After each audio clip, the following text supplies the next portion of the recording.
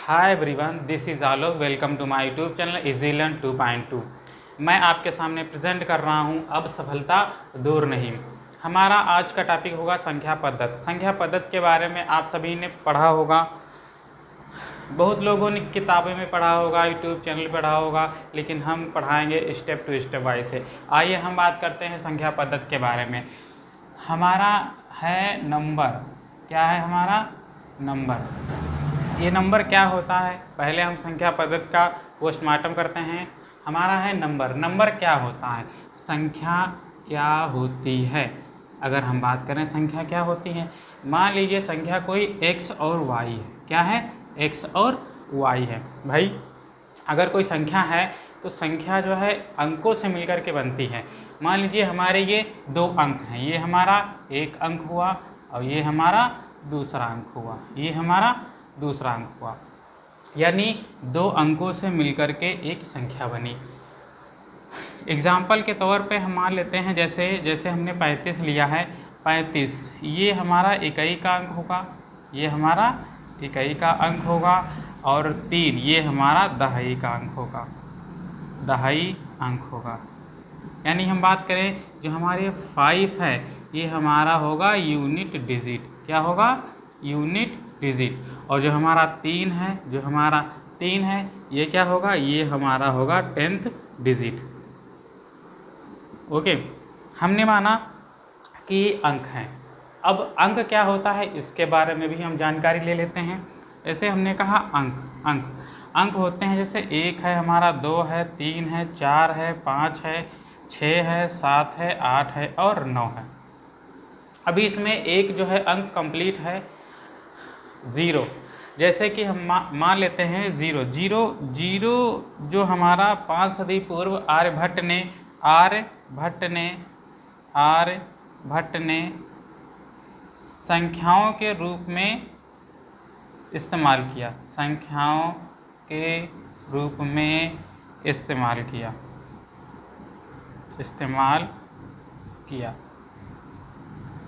तब से हमारे अंक हो गए 10। कौन कौन से? 0 हुआ, 1 हुआ, 2 हुआ, 3 हुआ, 4 हुआ, 5 हुआ, 6 हुआ, 7 हुआ, 8 हुआ, 9 हुआ। और इन्हीं अंकों से मिलकर के हमारी एक संख्या बनी। क्या बनी? अंक प्लस अंक इज इक्वल टू बनी हमारी संख्या। क्या बनी? हमारी संख्या बनी। अभी हमने जाना संख्या 35। अभी जो हमारा 5 है इकाई अंक है।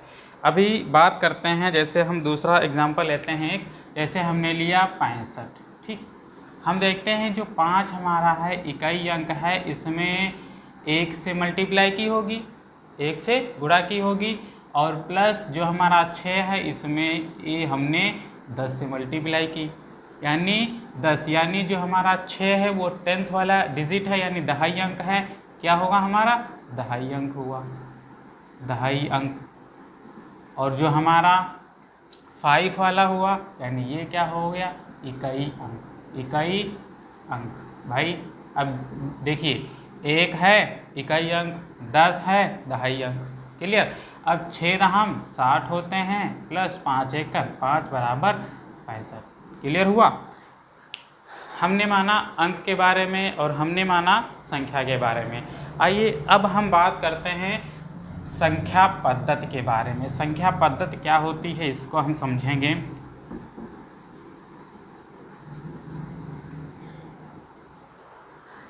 जैसे हमारा ये शब्द ही है संख्या पद्धति, number system, number system, number system, number system. Number यानी संख्या और सिस्टम यानी पद्धति। अगर हम संख्या पद्धति को डिफाइन करें तो क्या कह सकते हैं? हम मान लेते हैं जैसे कोई संख्या है, ठीक है, उनको लिखने का ढंग, पढ़ने का ढंग एवं नामकरण का ढंग, इनके जो रूल्स होते हैं एक बिल्कुल सिस्टम के तरीके से होते हैं। अगर इनको हम सिस्टम के तरीके से पढ़ते हैं तो कहलाती हमारी संख्या पद्धति। क्या कहलाती? हमारी संख्या पद्धति कहलाती है। अच्छा ठीक है, अब आइए हम बात करते हैं संख्या के बारे में। संख्याएं, जैसे हमने बात की संख्याएं। अब संख्याएं साथियों दो प्रकार की होती हैं। संख्याएं हमारी दो प्रकार की होती हैं। कौन कौन सी होती हैं? पहली होती हमारी वास्तविक संख्या। कौन सी होती हमारी? वास्तविक संख्या। और दूसरी हमारी होती है काल्पनिक संख्या। कौन सी होती हमारी? काल्पनिक संख्या। काल्पनिक संख्या। अगर हम बात करें इनका इंग्लिश नेम क्या है, तो इनका इंग्लिश नेम है, वास्तविक संख्या को कहते हैं हम रियल नंबर। क्या कहते हैं? Real number. Real number. और काल्पनिक संख्या को कहते हैं हम इमेजिनरी नंबर। क्या कहते हैं? Imaginary number. Imaginary number. अब बात करते हैं वास्तविक संख्या क्या होती हैं, काल्पनिक संख्या क्या होती हैं। तो बेटा वास्तविक संख्याएं वह होती हैं, अगर इसको हम डिफिनीशन में डिफाइन करें, परिभाषा में परिभाषित करते हैं, तो क्या होगा कि परिमेय संख्या और अपरिमेय संख्याओं के संग्रह को, परिमेय संख्या और अपरिमेय संख्याओं के संग्रह को हम वास्तविक संख्या कह सकते हैं। या फिर हम व्यवहारिक भाषा में बात करें तो अगर किसी भी प्रश्न या फिर किसी भी समीकरण को हल करने पर जो मान प्राप्त होता है उसे हम वास्तविक संख्या कहते हैं। अच्छा, काल्पनिक संख्या क्या होती हैं? काल्पनिक संख्या देखो नाम से है काल्पनिक संख्या, यानी जिन संख्याओं की हम केवल कल्पना कर सकते हैं लेकिन वह वास्तव में नहीं होती हैं, वह काल्पनिक संख्याएं कहलाती हैं। अगर इसको हम परिभाषित करें तो कैसे करेंगे? जैसे हम बात करें किसी भी संख्या का पूर्ण वर्ग करने पर, किसी भी संख्या का पूर्ण वर्ग करने पर निगेटिव मान प्राप्त हो, किसी भी संख्या का स्क्वायर करने पर यानी रूट करने पर एक हमारा जो है निगेटिव मान प्राप्त होता है, वह कहलाता है काल्पनिक संख्या। जैसे इसको हम आई से प्रदर्शित करते हैं। काहे से करते हैं? आई से। अभी देखिए जैसे हम एग्जाम्पल की बात करें तो 2i, 3i, 4i और 5i। भी i क्या है, कौन सी बला है, कहाँ से आ गया, इसके बारे में हम बात करते हैं। देखिए हमको पता है कि रूट 4 का मान 2 होता है, रूट 4 का मान 2 होता है। अगर यहीं हम -4 की बात करें, -4 की बात करें, अभी देखिए चूँकि हमको पता है i बराबर होता है रूट -1, i बराबर होता है रूट -1। अभी देखना रूट 4 मल्टीप्लाई यानी रूट 4 गुणे रूट में -1, रूट 4 का मान हमें पता है 2 होता है और -1 यानी रूट -1 का मान होता है हमारा i। यहाँ से आ गया हमारा 2i। ठीक है, ठीक ऐसे ही 3i होगा यानी माइनस रूट, ये वाला हमारा होगा रूट में -9, ये वाला होगा हमारा रूट में -16, ये वाला होगा हमारा रूट में -25। यहाँ से आया। ठीक है, अब बात करते हैं वास्तविक संख्या की। वास्तविक संख्या की परिभाषा हो गई, प्रश्न हो गए, समीकरण हो गए। अब इनके कुछ हम एग्जाम्पल ले लेते हैं। जैसे 0 हो सकता है, 3 हो सकता है, -5 हो सकता है, रूट 2 हो सकता है, लेकिन माइनस का रूट 2 नहीं होगा। ठीक है, यानी रूट -2 नहीं होगा। हम बात करते हैं 8 की, यानी घन क्यूब ऑफ 8 होगा, और बात करते हैं -100 हो जाएगा, इस तरीके से हो जाएंगे। ठीक है, अब हम बात करते हैं वास्तविक संख्याओं के प्रकार। हाँ जी, वास्तविक संख्याओं के कुछ प्रकार भी होते हैं, वास्तविक संख्याओं के कुछ प्रकार भी होते हैं।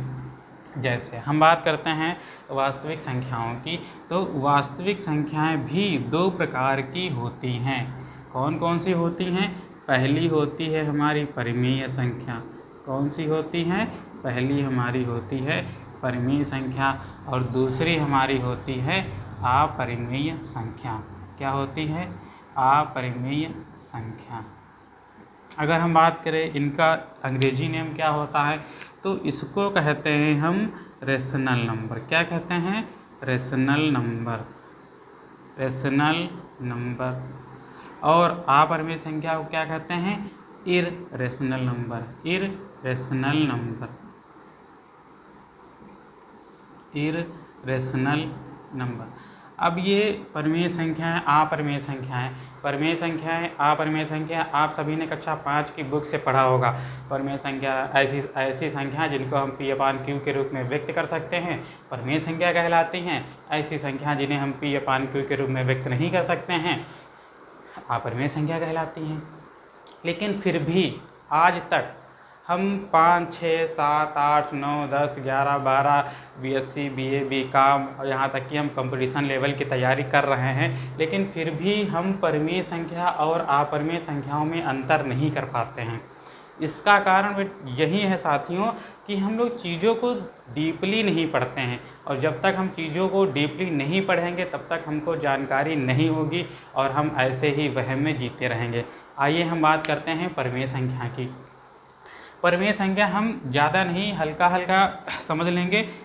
P/Q के रूप में हो, ठीक है। P/Q एक पूर्णांक संख्या हो। क्या हो? पूर्णांक हो। और जहाँ Q does not equal to 0 हो। क्या हो? Q does not equal to 0 हो। जैसे हम एग्ज़ाम्पल की बात करते हैं, जैसे एग्ज़ाम्पल में हमारा 0, हाँ 0 एक परिमेय संख्या है। 1, 2, ऐसे ही 1/3, ऐसे ही 2/5, ऐसे ही 1/3, ऐसे ही 1/3, 2/5। ठीक है, ये हमारी सारी परिमेय संख्या होती हैं। ठीक है, इसमें जो ध्यान रखने योग्य बातें हैं वह, अगर 0, 1, 2 यानी जितनी भी प्राकृतिक और पूर्ण संख्याएं होती हैं, जितनी भी प्राकृतिक और पूर्ण संख्याएं होती हैं, वह सभी परिमेय संख्या कहलाती हैं। क्लियर? और अगर हम बात करें 1/3, 2/5 की, अगर हम बात करें 1/3 और 2/5 की, पहले हम बात करते हैं 2/5 की। अगर हम 2 को 5 से डिवाइड करते हैं, अगर हम 2 को 5 से डिवाइड करते हैं तो हमारा मान आएगा, यहाँ देखो 2 है, ये देखो हर ये अंश, ये देखो हर हमारा बड़ा है, अंश छोटा है। क्या करेंगे? 0 लगाएंगे, दशमलव लगाएंगे, यहाँ पे एक 0 बढ़ाएंगे, 5 चक्कू 20, यानी यहीं पे समाप्त हो गया, आगे कोई नहीं आया। यानी यह एक शांत दशमलव प्रसार है। कैसा है? शांत दशमलव प्रसार है। ठीक, अगर हम बात करते हैं 1/3 की, अगर हम बात करते हैं 1/3 की, देखो 3 है, यहाँ पे देखो 1 है, यानी हर हमारा बड़ा है, अंश हमारा छोटा है। क्या करेंगे? 0 लगा के दशमलव लगाएंगे, 0 लगाएंगे, दशमलव लगाएंगे, फिर यहाँ पे एक 0 बढ़ाएंगे, 3 3 9, हासिल 1 आया, फिर 3 3 9, 3 3 9, 3 3 9, 3 3 9, 3 3 9, ऐसे ही डैश डैश हमारा आता जाएगा, यानी ये रुकने वाली नहीं है। इससे हमें प्राप्त होता है कि जो परिमेय संख्या है शांत दशमलव प्रसार वाली हो सकती है। इसके अलावा अशांत व आवर्ती हो सकती है। क्या हो सकती है? आवर्ती। यानी हम बात करें कि हमारी जो परिमेय संख्या है वह हमारी टर्मिनेटिंग हो सकती है। भाई, हमारी जो परिमेय संख्या है टर्मिनेटिंग हो सकती है, और दूसरा हमारा बिंदु है नॉन टर्मिनेटिंग के साथ साथ रिपीटिंग भी हो सकती है। वह हमारी सारी परिमेय संख्या होती है। अब बात करते हैं परिमेय संख्या की। इसको समझना है, यह हमारा क्या होगा? P/Q के रूप में नहीं होगा। P/Q एक पूर्णांक संख्या हो सकती है जहाँ Q does not equal to 0। ठीक, आइए हम बात करते हैं इसमें √2 की बात करते हैं। √2 की बात करते हैं। √3 अपरिमेय संख्या है। पाई हमारा ये भी अपरिमेय संख्या ही होती है, 1/√7। ठीक है। अब बारी बारी से लेते हैं, जैसे हम लेते हैं √2। अगर हम बात करें √2, अगर हम √2 का वर्गमूल निकालते हैं, अगर हम √2 का वर्गमूल निकालते हैं क्या होगा? अगर हम बात करें तो इसका होगा 1.41 42 13 56 24, ऐसे ही डैश डैश डैश ये आता रहेगा। ठीक है, इससे हमें प्राप्त होता है कि जो हमारी अपरिमेय संख्या है वह न शांत होगी, अशांत होगी। कैसी होगी? अशांत होगी। और इसके साथ साथ, अशांत के साथ साथ आवर्ती तो है नहीं। देखो दशमलव के बाद कोई संख्या रिपीट हो रही, यहाँ 4 है, 1 है, 4 है, 2 है, 1 है, 3 है, 5 है, 6 है, 2 है, 4 है, आवर्ती तो है नहीं। तो यहाँ पे क्या होगी? यहाँ पे होगी अनावर्ती होगी। क्या होगी? अनावर्ती होगी। यानी हम परिमेय संख्याओं में दो बिंदु याद रखेंगे, या तो हमारी जो भिन्न होगी, जो हमारी भिन्न, हाँ एक बात और, हमारी जो सारी भिन्नें होती हैं एक परिमेय संख्या हो सकती हैं, हमारी प्रत्येक भिन्न परिमेय संख्या हो सकती है, लेकिन प्रत्येक परिमेय संख्या भिन्न नहीं हो सकती है। इसको पॉइंट याद रखना, ठीक है। आइए अब बात करते हैं, हम कहाँ थे? परिमेय संख्या में। हाँ, परिमेय संख्या में दो बिंदु हमें याद रखने हैं। जो हमारा दशमलव प्रसार होगा शांत होगा, पहला तो शांत होगा, दूसरा अशांत होगा और आवर्ती होगा। यानी पहला हमारा कौन सा होगा? पहला हमारा टर्मिनेटिंग होगा, दूसरा कौन सा होगा? नॉन टर्मिनेटिंग, और यानी एंड कौन सा होगा? रिपीटिंग होगा। यानी दशमलव के बाद संख्या रिपीट होती जाएगी। ठीक है। अगर हम बात करें 0.333333, इसको हम एक चीज़ और लिख सकते हैं, इसको हम 0 अगर दशमलव के बाद एक संख्या बार बार रिपीट हो रही है, यानी दो संख्या बार बार रिपीट हो रही, या तीन संख्या बार बार रिपीट हो रही हैं, जितनी संख्याएं रिपीट होती हैं उन पर जो है बार लगा देते हैं। क्या लगा देते हैं? बार लगा देते हैं। Clear that? हमने पढ़ा संख्याएं दो प्रकार की होती, वास्तविक संख्या, काल्पनिक संख्या। और वास्तविक संख्या दो प्रकार की होती हैं, परिमेय संख्या और अपरिमेय संख्या। अच्छा ठीक है, हमने परिमेय संख्या के बारे में पढ़ा, अपरिमेय संख्या के बारे में पढ़ा। अपरिमेय संख्याएं बस यहीं समाप्त हो जाती हैं, और परिमेय संख्याएं भी दो भागों में, परिमेय संख्या एक भाग में बट जाती हैं। कौन सी? हमारी है पूर्णांक। क्या है? पूर्णांक संख्या। अगर हम इसका अंग्रेजी नाम बात करें तो इसे कहते हैं हम इंटीजर्स नंबर। क्या कहते हैं? Integers number. क्या कहते हैं? Integers number. ठीक। पूर्णांक संख्या क्या होती हैं? अगर हम बात करें कि जो हमारी प्राकृतिक संख्या होती हैं, प्राकृतिक संख्या जैसे 1 2 3 4 से स्टार्ट होती हैं, प्राकृतिक संख्या 1 2 3 4 डैश डैश डैश, और हमारी जो पूर्ण संख्या होती है, पूर्ण संख्या यानी प्राकृतिक संख्या में 0 को शामिल कर दिया जाता है, पूर्ण संख्या हो सकती है। जैसे 0, 1 2 3 4 डैश डैश डैश ऐसे हो सकती हैं। पूर्णांक संख्याओं में पूर्ण संख्याओं के साथ साथ, पूर्ण संख्याओं के साथ साथ नेगेटिव संख्याओं को भी शामिल कर लेते हैं। जैसे हम बात करें 0 1 2 3 4 5 6 ऐसे ही डैश डैश, और इसके साथ साथ हम इनकी यानी जो हमारे 1 2 3 4 5 6 इनका निगेटिव मान यानी -1 -2 -3 और -4 और -5, ठीक ऐसे ही डैश डैश डैश डैश चलती चली जाएगी। वो सारी क्या कहलाती हैं? पूर्णांक संख्याएं कहलाती हैं। क्लियर? अब पूर्णांक संख्याएं भी दो प्रकार की होती हैं। आइए हम इनके बारे में जानते हैं। पूर्णांक संख्याएं दो प्रकार की होती हैं। पूर्णांक संख्याएं दो प्रकार की होती हैं। जैसे हम बात करते हैं, पहली बात करते हैं प्राकृतिक संख्या की। किसकी बात करेंगे? प्राकृतिक संख्या की। और दूसरी हम बात करेंगे पूर्ण संख्या की। किसकी बात करेंगे? पूर्ण संख्या की। अगर हम इनका अंग्रेजी नाम बताएं तो प्राकृतिक संख्या को कहते हैं हम नेचुरल। देखो प्राकृतिक शब्द से ही आ रहा है नेचुरल। क्या होगा? नेचुरल। नेचुरल नंबर क्या होगा हमारा? Natural number. और पूर्ण संख्याओं को हम कहते हैं होल नंबर। क्या कहते हैं? होल। क्या कहते हैं बेटा? Whole number. Whole number. अब देखो प्राकृतिक संख्या अभी हमने कहा था, अभी हमने बताया था इसमें हो सकती हैं, कौन कौन सी हो सकती हैं? 1 हो सकती है, 2 हो सकती, 3, 4, 5, ऐसे ही ये अनंत तक हो सकती हैं। कहाँ तक हो सकती हैं?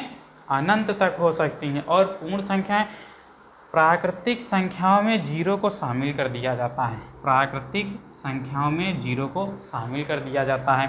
जैसे हमारा 0 होगा, 1 होगा, 2 होगा, 3 होगा, 4 होगा, ऐसे ही अनंत तक, वो सारी हमारी पूर्ण संख्याएं कहलाती हैं।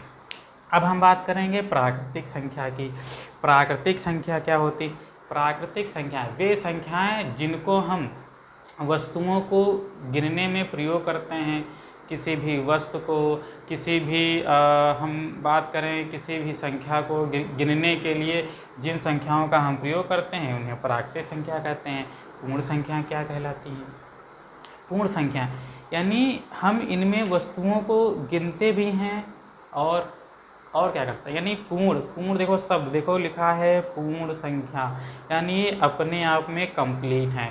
और प्राकृतिक संख्या ये इनकम्प्लीट है। क्लियर? अगर हम बात करें पूर्ण संख्या और प्राकृतिक संख्या, तो पूर्ण संख्याओं को किसी भी भाग में बांटा नहीं गया है, लेकिन प्राकृतिक संख्या को हमारे 4 भागों में बांटा गया है। कौन कौन सी? अभी हम बात करते हैं प्राकृतिक संख्याओं के बारे में।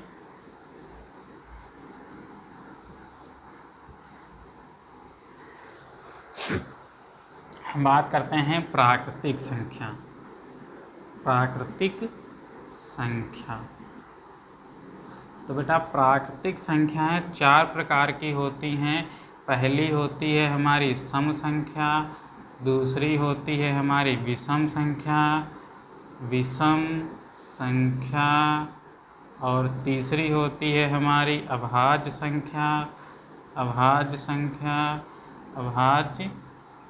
संख्या, और चौथी होती है हमारी भाज्य संख्या। अगर हम इन चारों का अंग्रेजी नाम जानने की कोशिश करें तो क्या होगा? सम संख्या को कहते हैं इवेन नंबर। क्या कहते हैं? इवेन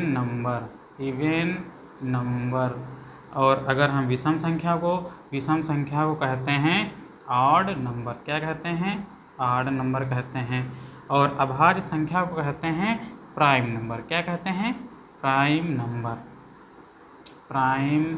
नंबर कहते हैं। और भाज्य संख्या को कहते हैं हम कंपोजिट नंबर। क्या कहते हैं?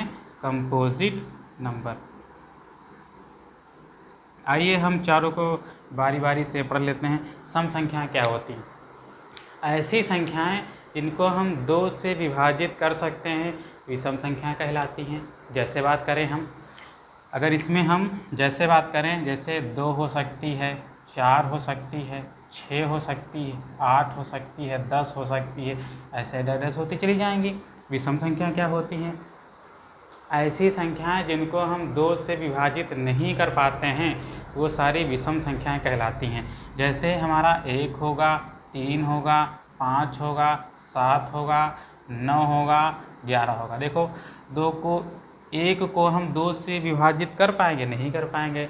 3 को कर पाएंगे? नहीं कर पाएंगे। 5 को कर पाएंगे? नहीं कर पाएंगे। 7, 9, 11 ऐसे ही हम किसी भी संख्या को 2 से विभाजित नहीं कर पाएंगे। जो संख्याएं 2 से विभाजित नहीं होती हैं कहलाती हैं विषम संख्या। अब बात करते हैं अभाज्य संख्या की। वे संख्याएं जो सिर्फ 1 से विभाजित हों और स्वयं से विभाजित हों वो सारी अभाज्य संख्या कहलाती हैं। जैसे हम बात करते हैं 2 की। 2 देखो 1 से विभाजित हो रही, 2 1 2 और 2 से विभाजित हो रही है 1 दूनी 2। ठीक है। और हमारी बात है जैसे 3 की। देखो 3 1 से विभाजित हो रही है और खुद से विभाजित हो रही है। अब हम बात करते हैं जैसे 5 की। 5 भी देखो 1 से विभाजित हो रही है और खुद से विभाजित हो रही। ठीक ऐसे ही 7 होगी, ठीक ऐसे ही 9 नहीं होगी, 8 नहीं होगी, 10 नहीं होगी, 11 होगी। ठीक है, अब बात करते हैं भाज्य संख्या की। भाज्य संख्याएं वह होती हैं जो 1 से विभाजित हों, स्वयं से विभाजित हों तथा तीसरे या चौथे या पांचवें या छठे से भी विभाजित होती चली जाती हैं। जैसे हम बात करते हैं इसमें 4 की, बात करते हैं हम 4 की। 4 देखो, 4 देखो, 4।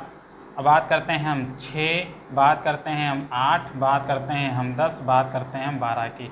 अब देखो 4 है, 1 से विभाजित होगी, 2 से विभाजित होगी 4, यानी 1, 2 और 4, यानी 1 और स्वयं से विभाजित हो रही, किसी तीसरी संख्या से भी विभाजित हो रही ऐसी संख्याएं भाज्य संख्या कहलाती हैं। बात करते हैं 6 की, देखो 1 से हो रही है, 2 से हो रही है, 3 से हो रही है, 6, यानी 1 और स्वयं से तो विभाजित हो रही हैं, तीसरी से भी विभाजित हो रही हैं और चौथी से भी विभाजित हो रही, ऐसी संख्याओं को हम भाज्य संख्याएं कहलाते हैं।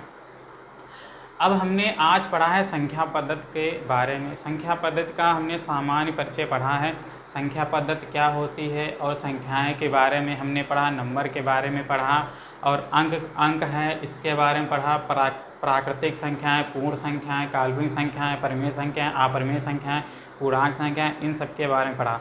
अब हम रोज़ ऐसे ही रात के 9 बजे ऐसे ही रिकॉर्डेड वीडियो डालते रहेंगे आप सभी के लिए, देखते रहिएगा। मिलते हैं कल, धन्यवाद।